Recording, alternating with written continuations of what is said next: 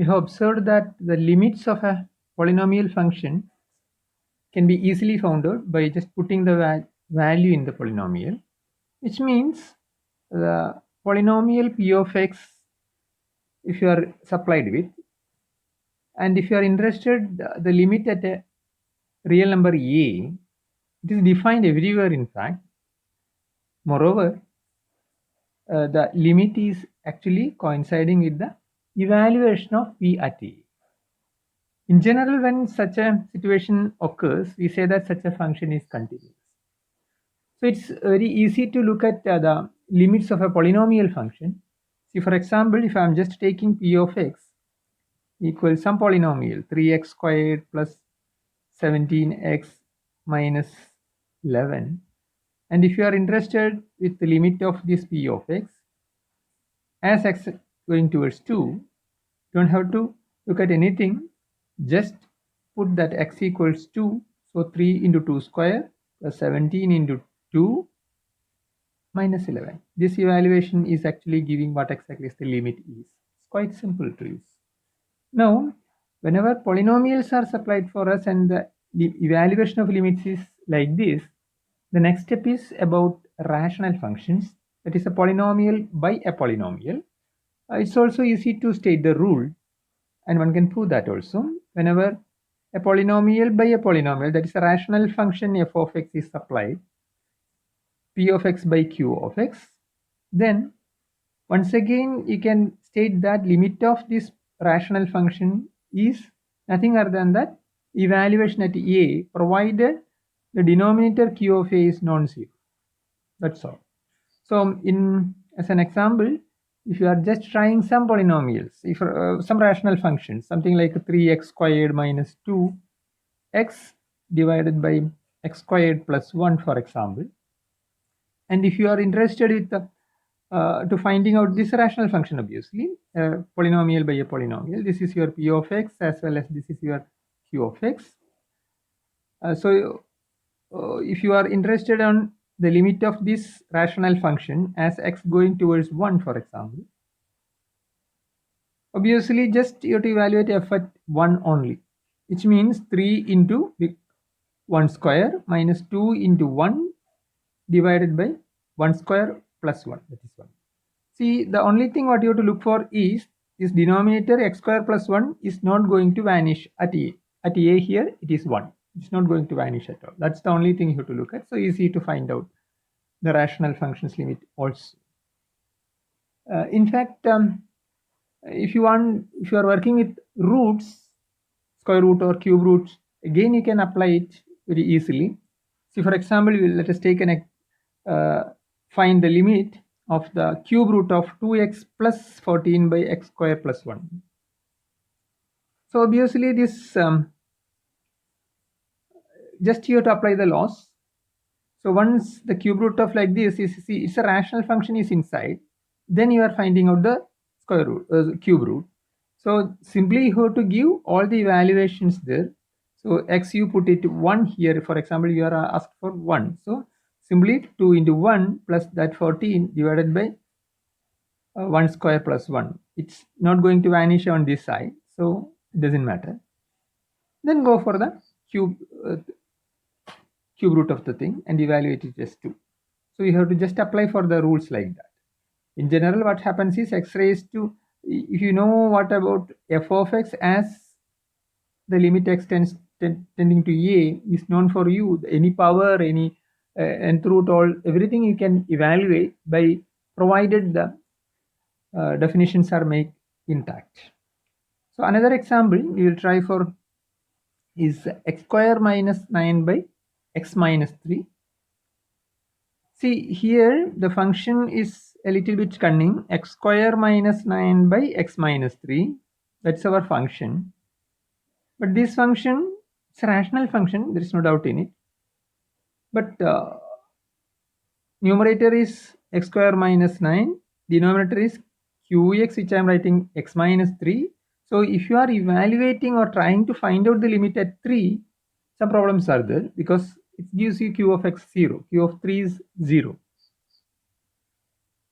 So whenever such a thing happens, you can't apply that law, whatever you have worked for rational evaluation. But then what you have to do is the proper thing is just factorize it. That is x square minus 9 can be x plus 3 into x minus 3 divided by x minus 3. Now, if you are keeping away x from 3, that is x not equal to 3, you can work like this, and the function behaves like x plus 3. So you have a polynomial which is going to be behaving like f of x whenever x not equal to 3. So after cancelling out this, we can just apply the limit. That is limit of the original function f of s as x tends to 3. That is nothing other than the limit of this x plus 3 as x going towards 3, which gives you 6. So after cancelling out only, you can work with this kind of things. Many such examples one can try it up. Another example is x square plus 2x minus 3 divided by x square plus 4x plus 3. But you are asked to look at the limit x as x going towards minus 3. See, if you are giving minus 3, your numerator becomes 9 minus 6 minus 3. So obviously 0. Denominator also is going to vanish. So we can't apply that rule directly. But you can factorize this fellow very well. So once you are factorizing it out, and if you are keeping away from that, that is, this fellow you can be easily factorized into x plus 3 into x minus 1 upstairs. Downstairs you can make it x plus 3 into x plus 1. Now you are asked to find out the limit x going towards minus 3. So if you are keeping away from x equals minus 3, you are not allowing that to minus 3, then these two fellows you can cut it out.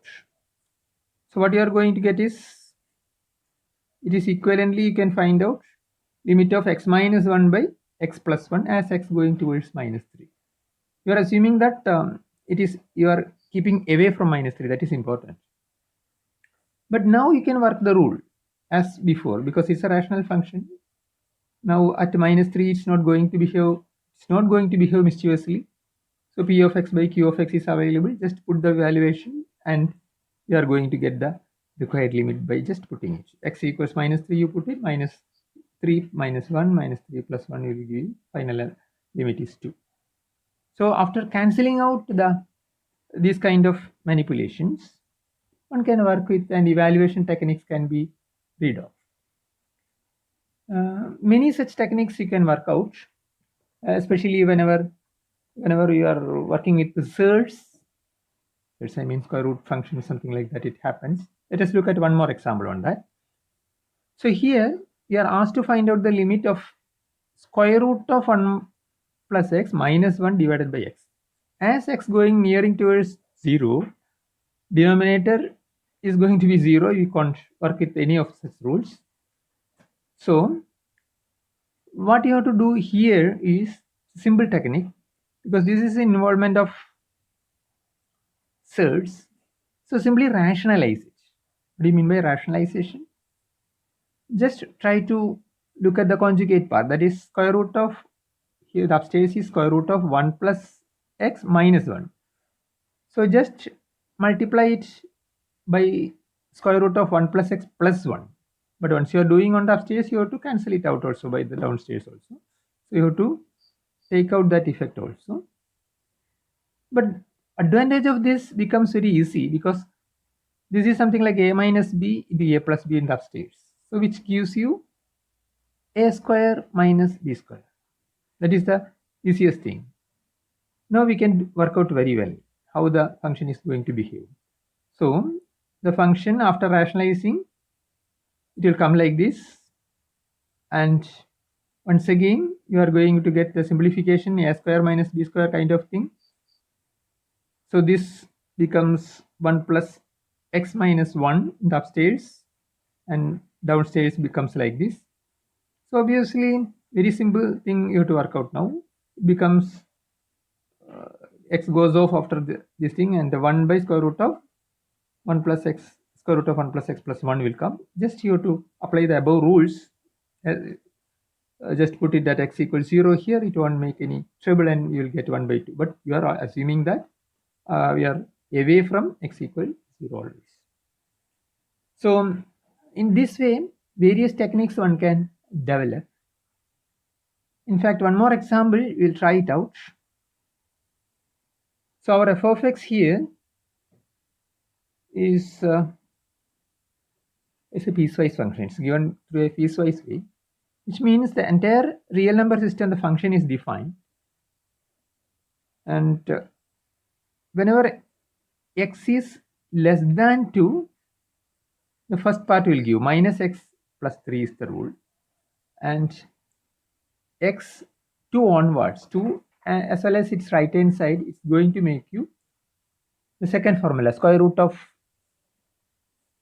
x minus 2. So its function is f is defined piecewise.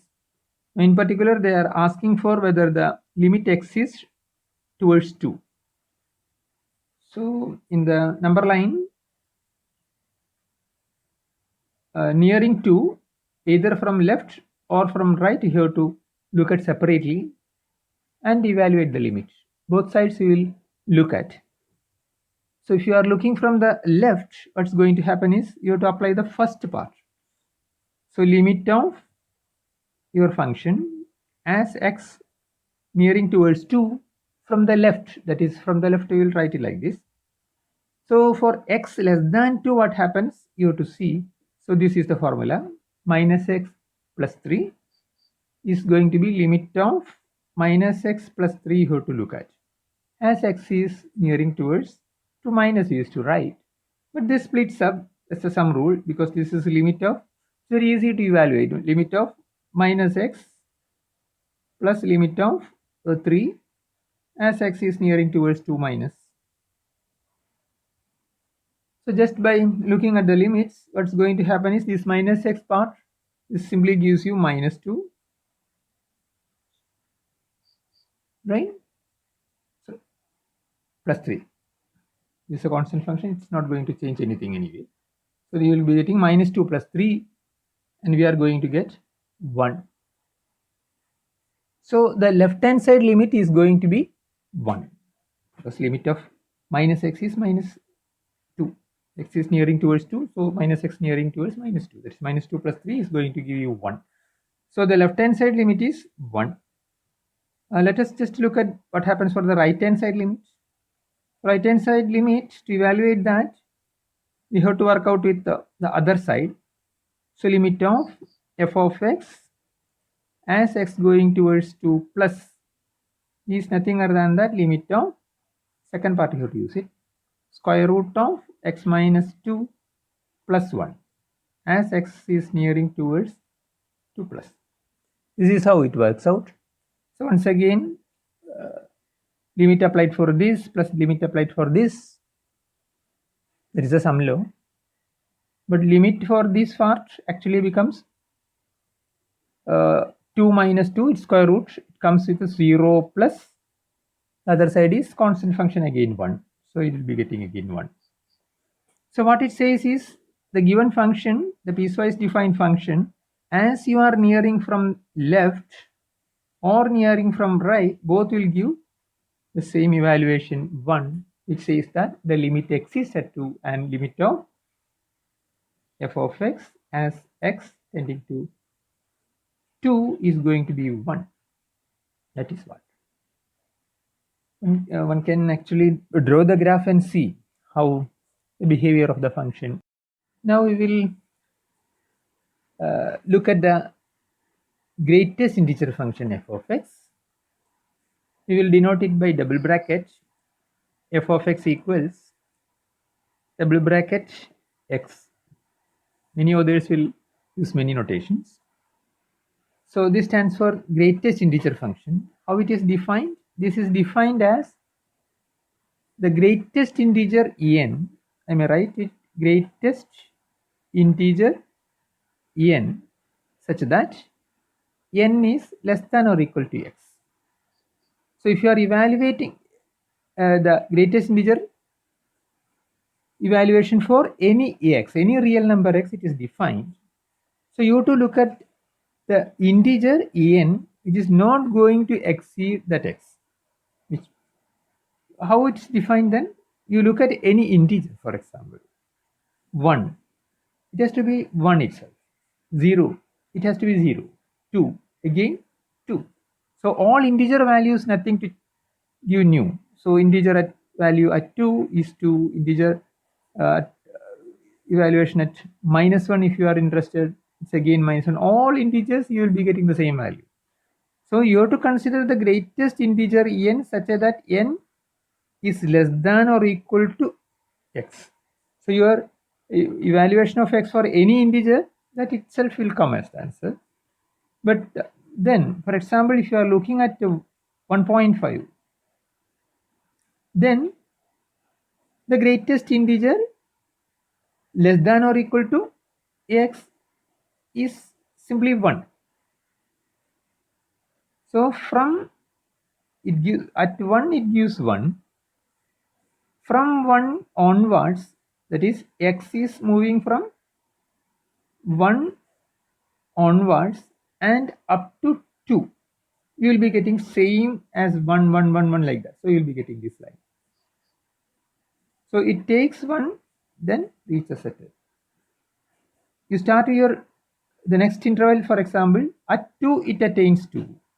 Then from 2 onwards up to 3, that is your x is moving from 2 to 3, 2 it will be taken here, 2.1 or 2 point anything up to 3, it will be again 2. That is how the greatest integer function is defined. And at 3 it will be again 3. In such a way, step by step it goes on. See, for example, if you are looking at greatest integer value of for -1, it is obviously we have seen -1. So if you are looking at a -0.5, for example, somewhere here, -0.5, the integer greatest integer value is going to be obviously -1. So from -1 onwards up to 0, you'll be getting this one, -1. So step by step, it goes like that. So you'll be always getting these steps. 0, 0 to 1, you'll be getting 0, excluding 1. Then this step, then next step, like that it goes on. Downstairs also like that. This is what is the greatest integer function is defined. It's also nice to look at the behavior of these limits of this greatest integer function. Let us just make a quick review of such things. See, for example, if I am looking at 2 and limit of my function, greatest integer function, as x is nearing 2, I am interested. As x is nearing 2 means either from left or from right I can move. From left, if I am starting means I can just consider, see, these movements. I can go towards 2. So all this, along all this way, that is, if I am just taking, for example, 1 onwards up to 2, what will happen? It's taking just the value 1. So all this way, -1 onwards up to 2, it will take 1, which means if I am evaluating this greatest integer function as x is nearing towards 2 from left, this will be simply limit of the constant function 1. It will be up to here, it will be 1. So you are moving along that way. As x is nearing 2 minus, I have to look at. So this is again going to be simply 1. But on the other hand, if I am moving to 2 from the right, what's going to happen?